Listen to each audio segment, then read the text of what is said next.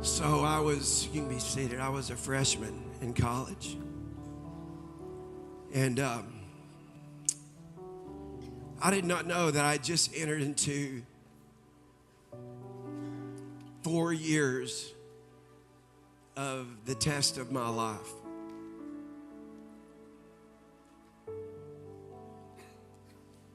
Last week, right after Easter, God brought this song to my heart. I told my little Whitney, I go, you never heard this song, but this is back in the day. I was 18, it was 1978. I'd been an athlete my whole life and was so excited to get a college scholarship. And I remember even the first practice, the coach said, we think he might be our first All-American. Such high hopes. And then I set the bench. Game after game after game. By the time I got to my sophomore year, I had coaches from other teams that would come to me after the game and say, can we talk to you? I go, yeah. Because at the level I played, people knew who I was. And they said, if they're not going to play you, come to our school. Now, coaches aren't supposed to do that.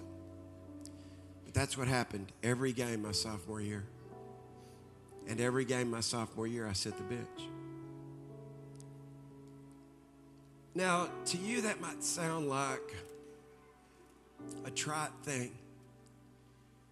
But to be an athlete and to work hard and do all that I'd done, to out of the over 200 schools that recruited me, and to choose this school because I felt like God wanted me to go to that school. It was a Christian school. And to me, it was choosing down. It was the NAIA rather than NCAA division, NCAA, and they benched me. My sophomore year, it wasn't just the coaches that kept coming, but by the time I got to my junior year, there would be guys on my team that were starting in front of me that would be apologizing to me.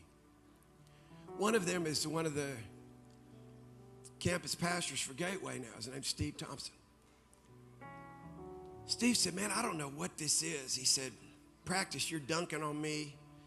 You're blocking my shots, and they're starting me in front of you. And he would say, I just want to apologize. I said, no. You might hear this and you might think, that doesn't seem like a big deal, but when you're a kid and you've got these dreams. And then my senior year,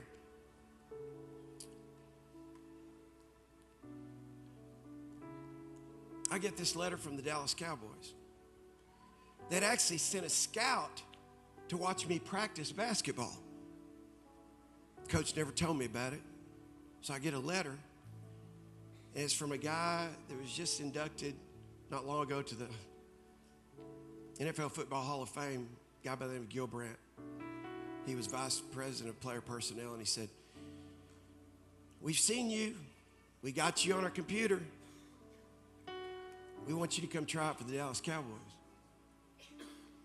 My senior year, the administration of the school that I was at came to me and they said, we're going to ask you not to play your senior year. We're still going to give you your full scholarship. But there's some administrative changes that we need to make. Without going into the long short of it, they removed the coach that was in place for 15 years. And it's too long of a story to go into, but that did not help my career. But it wasn't just that was going on. During that same time, my parents, I grew up in this family. We go to church. We love God. And my parents, while I'm in college, split up. Thinking, what in the world? It's like my thought process was like, I had so many dreams as an athlete. And now my family. My parents were living in 2 different states, Louisiana and Texas, and I'm thinking, what is going on?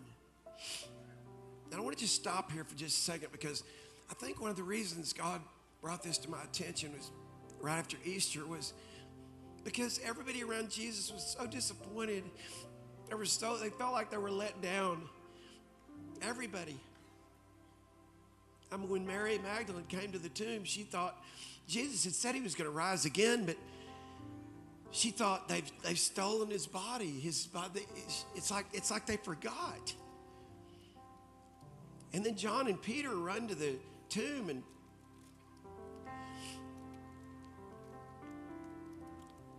the Bible tells a story about these two men on the road to Emmaus. What it doesn't tell is why they were on the road to Emmaus. You see, these were two disciples that were leaving town. So disappointed. Jesus said he was going to rise from the dead, but his body's gone. They went on a 7-day journey just to get out of town. The Bible says Jesus showed up. He's walking with them. He said, "What are y'all talking about?" And they said, "Haven't you heard? This Jesus of Nazareth was crucified, and they can't find his body." And what they didn't say is, "We're out of town. We're out of here." Because we were following him. We thought it was going to be awesome, but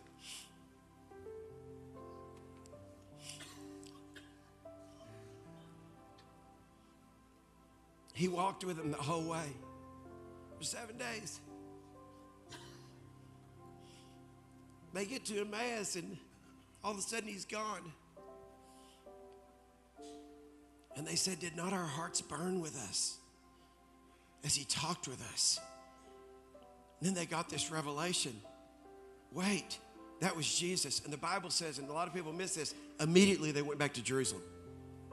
Nobody goes for a 7-day journey and immediately goes back. But they had lost hope.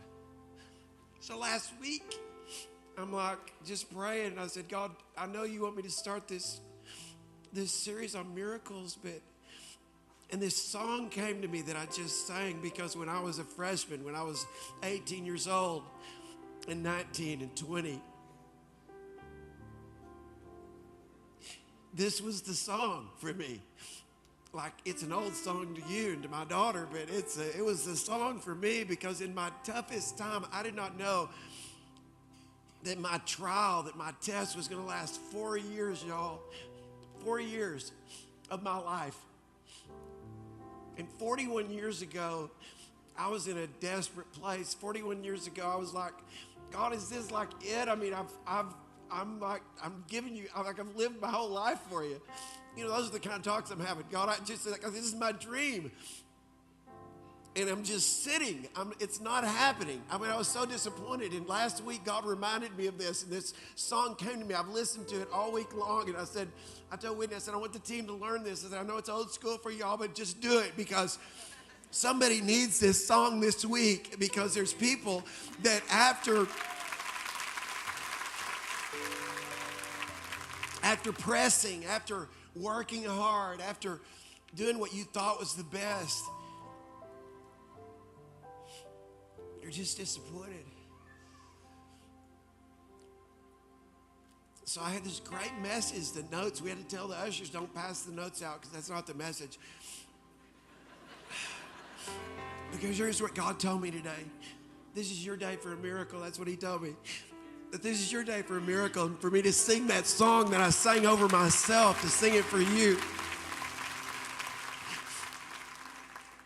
See, sometimes you can see us up here, you can see me up here, and you can see me jumping and being crazy and bragging on Precious and talking about my family, and you can think we hadn't been through it, I hadn't been through it. But listen, that was just the beginning.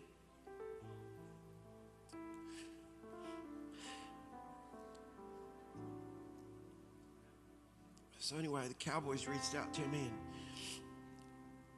I was a basketball player. They said, "We want you to come try out." So I did. I came to Dallas from Springfield, Missouri, and had a tryout with the Dallas Cowboys at the old Texas Stadium. And I got a call, and Sheila was there the day. You made the team. You made it. You're a Dallas Cowboy. You're going to camp with us. And the year was 1982, and the day hadn't ended when Gil Brandt with Tom Landry called me on the phone. Sheila's right there. She's my girlfriend. We're not even married yet. They said, we know we told you we made it, but NFL just declared a strike, and we're not going to sign you. I thought, what in the world? Like, why is this happening? I don't know if you've had that big a shift in your life in one day, but it's like, hey, you made it. And then, oh, by the way, the whole NFL went on strike for the first time.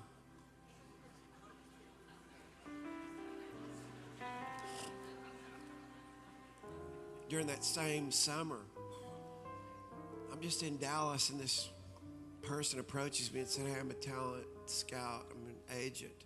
I didn't even know what that was.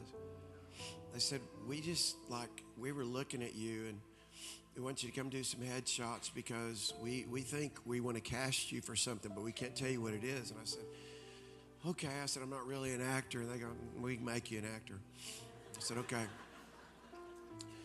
I go through all this process, and I do the reading, and they said, you're the guy.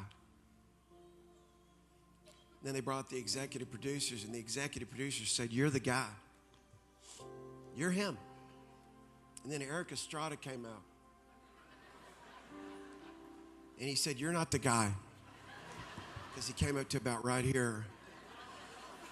I was cast for Chips to be Erik Estrada's partner. And in one day, I got the part. And in one day, I lost the part.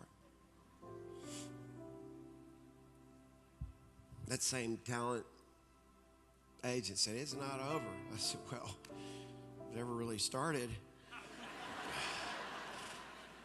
They cast me for a movie. Now, this won't mean anything to some of you younger folk, but some of the old people will remember George C. Scott. They cast me to co-star with George C. Scott in a movie with Dorothy Malone, going way back now. It was going to be a movie called Dominion. It was going to be filmed at the Rodeo Arena in Garland. I think it's Garland. Mesquite, thank you. And I was going to be a cowboy and ride bulls and stuff. We were getting ready to start the movie, and for the first time in history, the Screen Actors Guild went on strike. These are true stories. You can Google it. I guess I need to apologize to the NFL. I need to apologize to this Hollywood, because both of those things blocked me from being a professional football player, from being an actor, whatever. And here's my point. I don't know what your life is like, but in that season of my life, it was like nothing's working. Like all these things are happening and nothing's happening. Have you ever had anything like that? Like it's happening, but nothing is happening. Last week, when God took me to this song, I can't tell you. I can't even tell you. Every day in my dorm by myself, I'm like listening to that song and crying and going, okay, God, you know.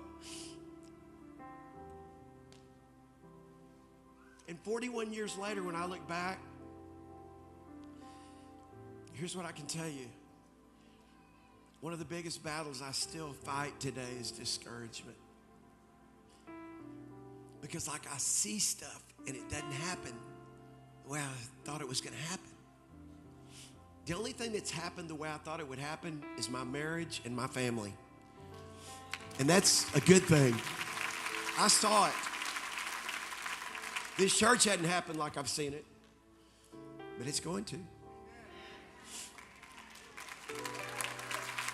Well, let me just say this. Listen very carefully to what I'm saying. Thomas was so disappointed.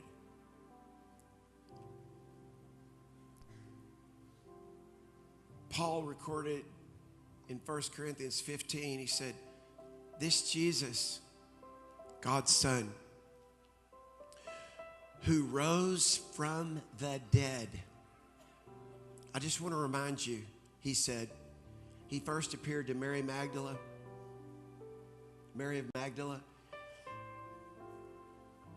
He then appeared to the 11 disciples.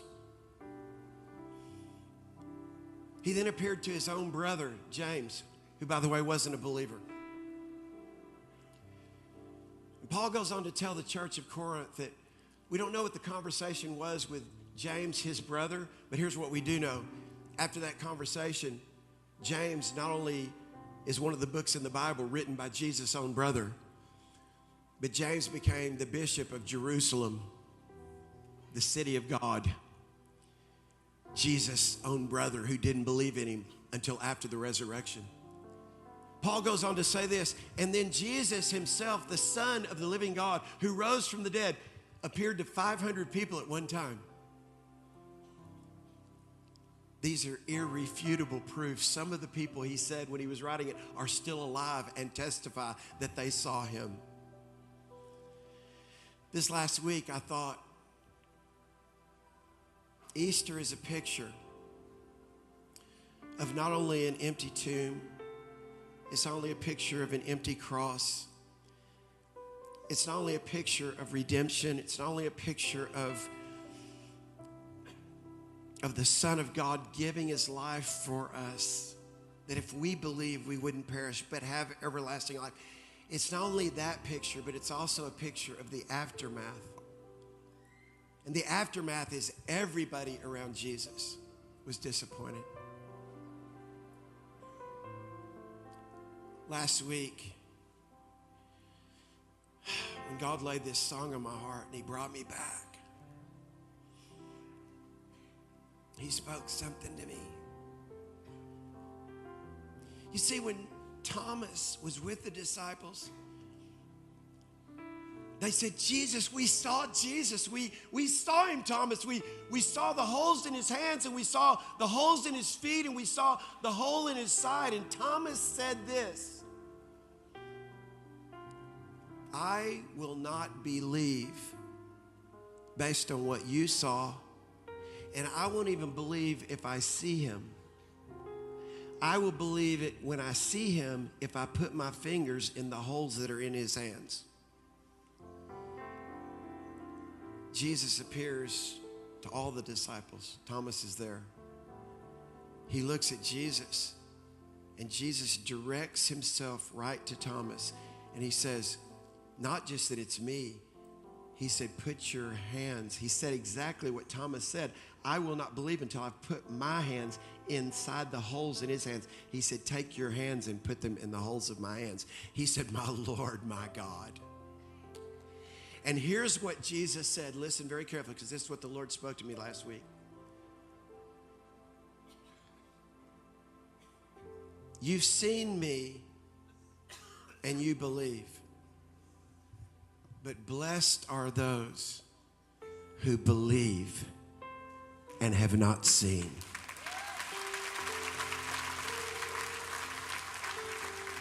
So 41 years later, there's a lot I haven't seen, but here's what my test is. Do you believe? And I want to say today, I believe. And I want to say to you, when God began to speak to me last week, he said, this miracle is going to happen for people in this place. So today is your day for miracles. And so you know what's going to happen? Listen, here's what's going to happen in the next few minutes. And you don't wait. When I tell you, you know exactly who you are. Some of you, as you heard me share, as you heard my heart open to you, you are facing some of those same real deal issues. You're facing some of those same disappointments. You're facing some of those same discouragements. You're in the middle of a storm right now. God changed everything this weekend, and I thought I had a great message. He changed everything this weekend and said, no, this is going to be their miracle. The people that are in storms, the people that are disappointed, the people that are disillusioned, the people that thought it was going to be a certain way and it wasn't a certain way. And all I can tell you is this. If that's you and that resonates with you on any level, I want you to get up from where you are right now, and I want you to come right down here. I'm talking about right this second. You say, that's me. I don't care if you know God or don't know God. You say, if that's me, I want you to get up from where you are, because God changed all this whole service just for you. Just for you. And don't anybody else rush out of here, because what's happening is God's about to rush into here. I said what's about to happen is God's about to rush in here. So keep pressing close. Just keep pressing close. Just fill all the aisles. Just keep pressing close. Just keep on coming down. And here's what I can tell you. This is the word that the Lord gave me. It's time to believe again. And even when you don't see it, you keep believing it. And here's what God says. You're going to see it. You're going to see it. You're going to see it. You're going to see it. I don't know what it is that you've been wanting to see that you hadn't been seeing, but you're going to see it. I want you to receive that right now, that you are going to see it. So today, what is today about? Today is about your miracle. Y'all just feel all the way in. Just keep on coming. Just keep on coming. You know why? Because we're pressing into God. I want you to lift up your hands all across this place. And now what I sang in my dorm room when I was 18, what I cried to when I was 18, what I experienced when I was 19 and 20 and 21 that became my test to keep believing even when you don't see it. To keep believing when it didn't work out like you thought it was going to work out. To keep believing. And here's why. Because what God wants and what He showed me, Keith Craft, I just want you to want me. Just want me. Just want me. Why? Because I'm every solution that you're looking for.